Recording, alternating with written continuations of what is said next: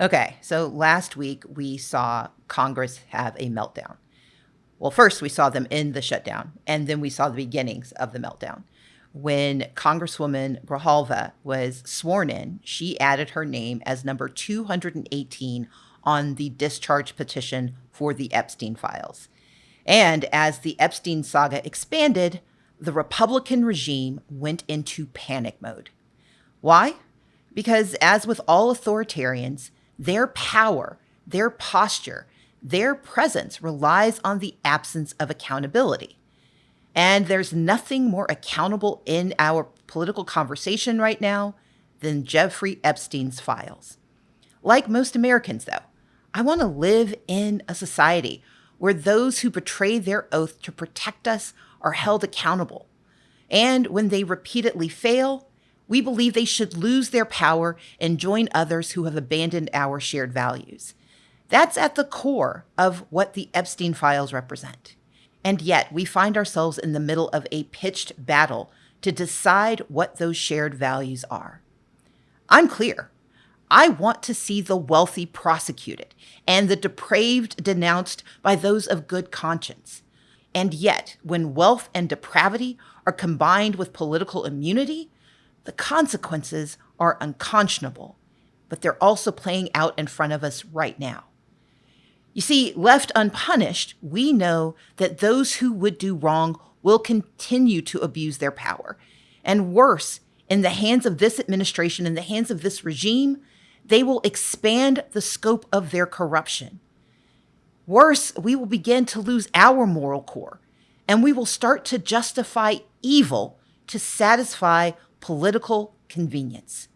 We're watching it happen right now, as the Republican regime is willing to overlook immorality because they believe somehow it guarantees them safety. But when it comes to the issue of the Epstein Files and what they represent, Americans, Democrat, Republican, Independent, young or old, we do not have the luxury of choosing one versus the other, safety versus justice. And yet we watched Megyn Kelly's tortured explanation for why Epstein and his cohorts, named or unnamed, were not pedophiles.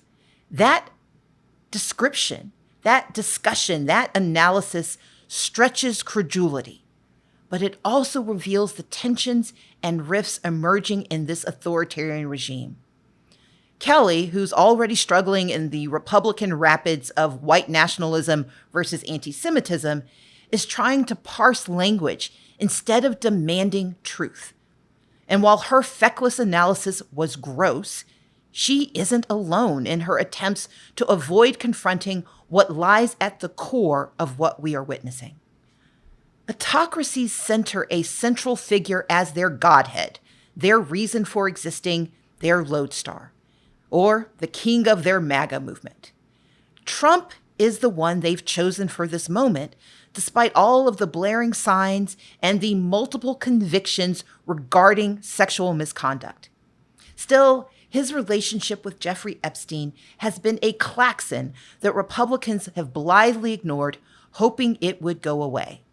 When Congressman Tom Massie and Congressman Ro Khanna forced the issue with their discharge petition, Trump lackeys, like Speaker Mike Johnson, decided that they would go to bat for depravity. You see, Speaker Johnson dismissed the House of Representatives for 6 weeks to avoid the obligation to take action. And now, with his hand forced, Trump and Johnson are pretending that they planned to do this all along. While they send out their screeds and false promises of compliance, both are relying on Senate Majority Leader John Thune to use the torpor of the Senate to block action. Yes, it'll pass the House. Yes, Trump said he's okay with it, but they're both crossing their fingers, hoping that the Senate will use its 60-member filibuster to stop the truth from coming out. And then nobody's at fault. Look, pundits on both sides of the political divide are going to point out that Trump could simply instruct Pam Bondi to release the records. No congressional authority is actually needed for that. And given his behavior over the past 10 months, Trump clearly does not acknowledge that Congress is any type of check on his ability to commit acts of war, to starve families, or to slash the social safety net. But what's motivating today's announcement is the paroxysm of authoritarian power facing a moment of what? Accountability.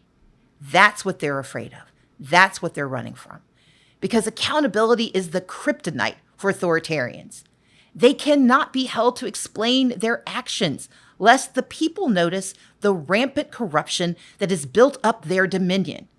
For the Epstein Files to be released in their full and unvarnished truth, Trump and his Republican regime would be compelled to say that the laws actually do apply to them and that they are not impervious to responsibility. And then they'd have to answer for their kidnappings of American citizens and their denial of health care to millions. Epstein's crimes are heinous, as is anyone who participated in them.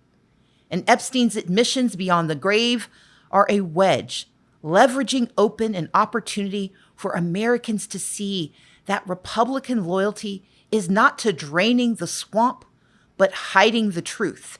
That this rise of authoritarianism is not about helping serve the people. It's about aggregating more power, more wealth. It's about using corruption as a means of ascent. Because if they will lie about the truth of what thousands of files tell us, what else are they lying about? Those of us who believe in being true Americans, those who believe in protecting the young, those who will not excuse depravity, those who will not hide the truth in order to hold power, know what is coming. We know that the Epstein Files are a proof point. What kind of country do we intend to be? Who will we let lead us? And what will we know? Those of us who believe in America know that we have to be held accountable, especially those with the power to do the most harm. Patriotism demands it. America must demand it. Democracy survives only when we believe it. And so we must not only demand the Epstein Files, we must demand accountability, transparency, and the truth. America deserves it. And so do we.